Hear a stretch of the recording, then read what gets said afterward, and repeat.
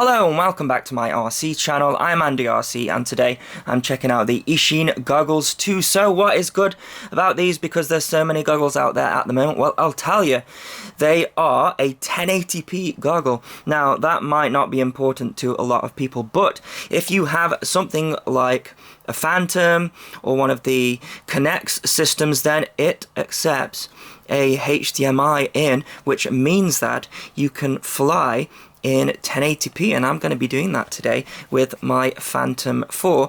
The other good thing about it is it only costs £128, so you'll probably find that people using the Kinect system or have a Phantom will be using Fat Sharks, and those are very expensive. You know, we're talking up to £500 for the HD3s, whereas these £128. We have a 5-inch screen, so much bigger. The quality through these is absolutely amazing, and when I'm flying my Phantom through goggles, I'm going to be using these because the picture is just so clear. It is fantastic. Another good thing about these as well is they have a similar system to the VRD2s, but it's a much simpler system. So we have just these buttons on the side here, and as well as having a HDMI slot, we also have a AV in as well. And then on here you can see we have a scan button. So yes, it's got a 40 channel diversity receiver in there. It's RP-SMA. And then, yeah, so you can scan through the channels using this button here. We've got our different AV selector here. So you have got the normal diversity VTX on there. And then press it again, you've got the AV in. Press it again, you've got the HDMI input, which is fantastic. Then the enter button here, if you press this, that goes into the menu system, and it's the same menu on the VRD2, and you can change all sorts of things. So you can switch between 4:3, 16:9. You can also adjust the color, brightness, etc. And you do have to switch between PAL and NTSC manually. That is something that you have to do, but it's not too much of an issue.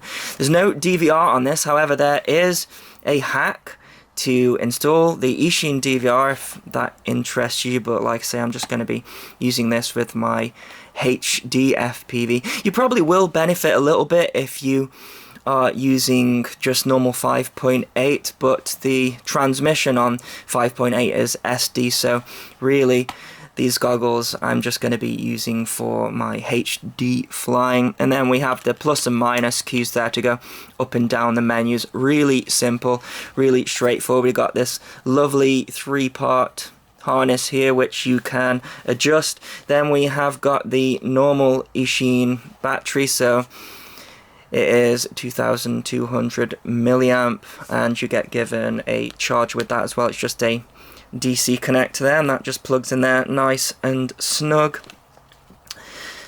And then we have got a bunch of stuff that comes with it. So we have got some cleaning wipes for the screen, and then we've got a cloverleaf antenna there. We've got these spare pieces of sticky back material here, and this is for here, so you can see there that we've got all sorts of foam that comes around here and up the top, and nose piece as well. Very comfortable, these, really comfortable. Got a patch antenna and some spares of the foam as well, because you know this stuff does wear. And then a HDMI cable, which is fantastic, and we also have got an instruction manual as well, which is pretty detailed. The only thing that I am not too keen on with these really is this nose piece is quite hefty here, and when you're wearing them you sort of get a little bit of the nose piece in your view. Of course each eye can see the entire screen, but yeah, that's the only downside. Other than that, really lightweight. In fact, it says on the box here the specifications. So yeah, 40 channel, 1920 by 1080. I haven't had any goggles that with that resolution before. I think the Tovsto goggles I reviewed were 720p, but the clarity on this, just unbelievable. So 5-inch screen. The field of view is 78 degrees. It is absolutely huge. It really is like looking at a cinema screen. The only thing that you can't do is adjust this lens here, but you don't need to. It is a pretty long goggle. So yeah, I didn't find an issue with that.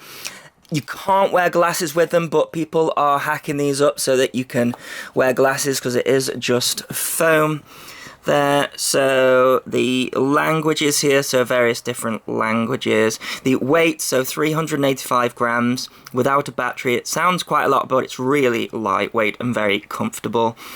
And is there anything else that we need to know down here? So audio, built-in audio output for connecting headphones, so that's pretty cool. Yeah, just really nice goggle, honestly, very comfortable, and I'm going to connect it up to my Phantom 4 so that I can go for a HD FPV flight. So this is a quick look through the goggle. As you can see, we have the battery voltage in the bottom left corner there, and we've also got the frequency of the 5.8 gigahertz, and if you don't press the scan button, you can just go up and down and it will change to those frequencies there. And then if I go into the menu, so it's a long press there, you can then change all sorts of things like the brightness and contrast. This is where you change between PAL, and those are also your individual bands as well, so you can go through those if you like that way. And we can change the language there. This is the on-screen display that we're looking at here, and you can make it transparent, but I have turned that off. And then we can change the aspect ratio here, and the sharpness, and then volume as well, which is pretty cool. And then we can do a press of the scan button to exit out of that menu there. And then if I go ahead and change through the different sources, I should be able to do that. You can see though that nose piece getting in the way slightly there. Huge field of view. So this is how I've got it connected to the Phantom. I'm using the HDMI module there, and then one of the HDMI leads, and that goes straight into the goggle really nicely. And then hopefully you can see how clear that image is. So this video is actually in 4K, so that might be able to give you some indication of how clear the image is in there if you want to switch it up to 4K, but it's always very difficult displaying that through a camera. You really have to see the clarity yourself. It is absolutely fantastic. So I'm going to go and take it for a fly. I'll put a link in the description if you wish to get some. I really recommend these. So as always, thanks so much for watching. Please continue to subscribe. Cheers.